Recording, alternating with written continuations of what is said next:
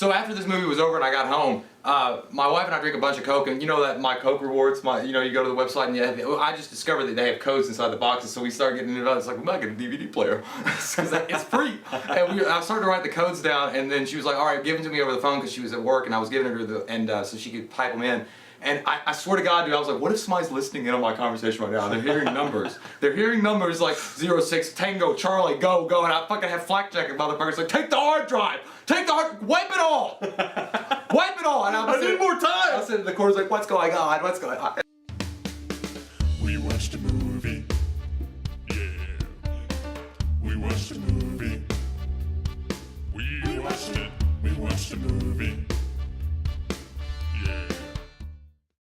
Hey, welcome back to We Watch a Movie. I'm Mike and he's Jay, and today we're reviewing Zero Dark 30. If you're right, the whole world's gonna win in on this. What time is it? Zero Dark 30. That's not a real time. That is military time for some time after dark. Did you know that? Is it really? Yeah. Oh, Catherine Bigelow's follow-up to The Hurt Locker, which is one of my favorite movies of all time. and everybody knows her husband Deuce, so. It stars a whole plethora of freaking people. The main one being Jessica Chastain. It stars freaking Joel Edgerton's in it. Scott Adkins is in it for a second. James Gandolfini. Jinx, you owe me a Coke. Okay. It's basically to the lead up and capture or actually execution of that dirty old hippie that everybody loves to hate, Willie Nelson. No, I'm kidding. Everybody knows the news coverage, the whole thing, the Navy SEAL team, CIA, and they go through all the detailed files on how they wound up capturing him and killing him and all that stuff. So yeah. Yeah, it basically picks up at like the start of 9/11, basically, everything going on there, and you follow like every single thing that comes up for years until they actually catch him. And then the trailers are misleading. I'll tell you this: a lot of people were upset about this. The trailers make it kind of seem like it's mostly about the SEAL team. It's really not. The SEAL team doesn't come into play until towards the end of the movie, and like the operation is the last part of the movie.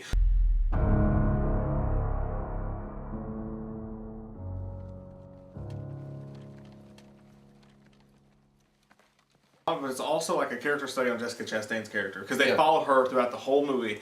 If you imagine if this was up to you, if it was up to you to capture the people who did this shit to America, the kind of pressure that would put on your shoulders, and how like anytime what I was thinking while I was watching this, I was like, God, anytime I would go to do anything, if I took a shit for too long, I would be sitting there going, I should get back on that. Like right now, like I would become obsessed with it. And that's how if you're taking a shit too long though and it was hurting, you're like, maybe I need to go to the doctor.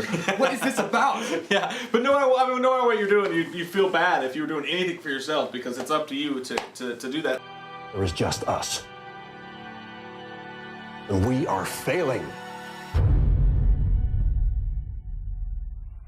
You can see it in her face and her eyes. The acting is freaking great in this, man. Like you can just tell without them like blatantly being like, I'm falling apart. You could just see it the way they acted. Like they were how much this was getting to them. And the one guy played I forgot his name. That was his name? Wow. Yeah. Shit. Hang on, real quick. He left me. You will never find him. He is one of the disappeared ones.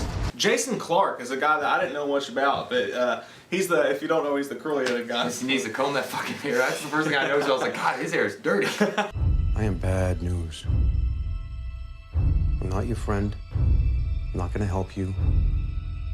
I'm gonna break you.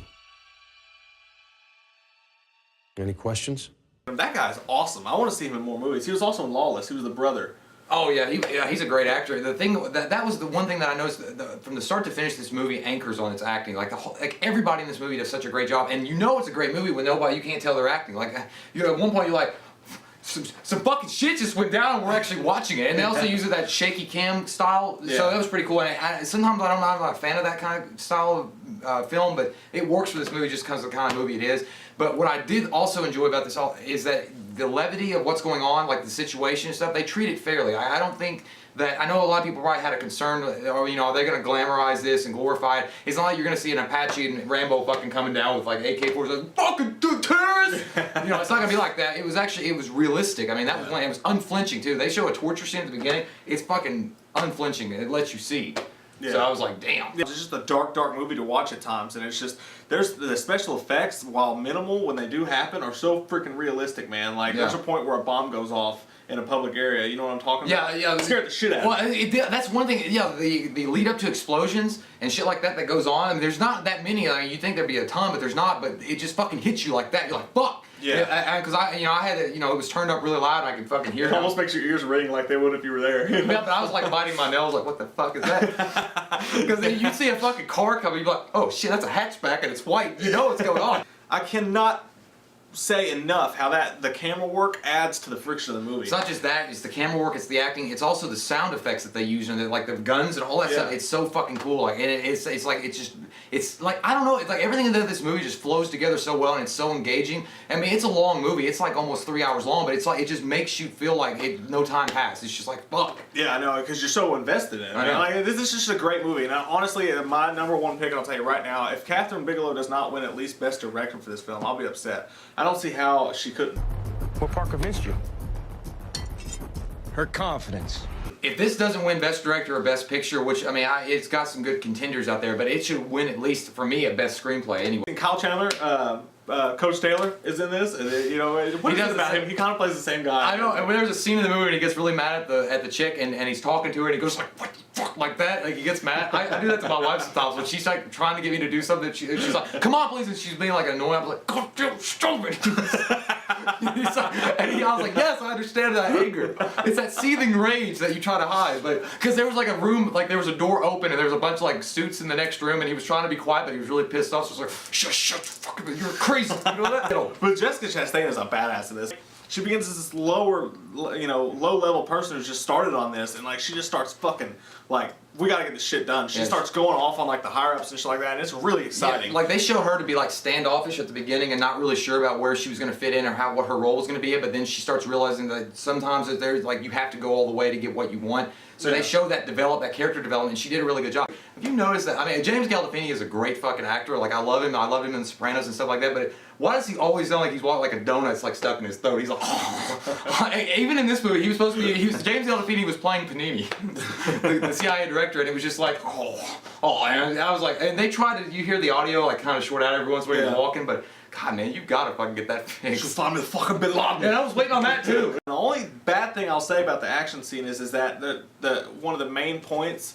I wish that you could see it a little bit better. Yeah, that was bad. Like I thought it was just me, but like the lighting is really fucking dark. Like it's extremely dark. And I understand it was like a night raid and it's a midnight raid and they're not supposed to be lights and shit. But it was just like you can add like a little bit of a contrast or something, like a little bit of brightness. Yeah, I guess where's the fucking contrast button? Yeah, we know that they were going for realism, but at the same that one pivotal moment, you really wanted to get it. The thing is though, is like it was switched when they were doing the raid on Bin Laden's complex. Like you would see it switch to a night vision camera angle, and I liked that. That was really effective when they were like rushing the building and you could see it through night vision, which is cool. Yeah. But then then it would switch back to this really dark midnight shit. I couldn't see anything. Dark. If we were like there and it was that dark, I was trying to break the door. I was like, somebody got a fucking like 3-volt something. Like I can't see shit. I would get freaked out and go Rambo, dude. I would start shooting everywhere. A fucking pigeon would shit or a bird would fly. Like what the fuck? It's like Coke Team 6, mellow yellow. It's like, what does that mean? It's like, he's pissed his pants. Anyway, but yeah, so overall, I'm going to give this movie a 9.5. Bingo, me too. It qualifies. We're going to start a new rating scale today. We're still going to give it a number, but we're going to rate it based on a few other factors. And 9.5... 9.5 falls in the stunning territory. Matthew? Stunning. Rate, comment, subscribe. 9.5, everybody. Everybody. Everybody? See ya. Matthew, Later. Can we have a little Matthew one more time? Stunning. We watched a movie. Yeah. We watched a movie.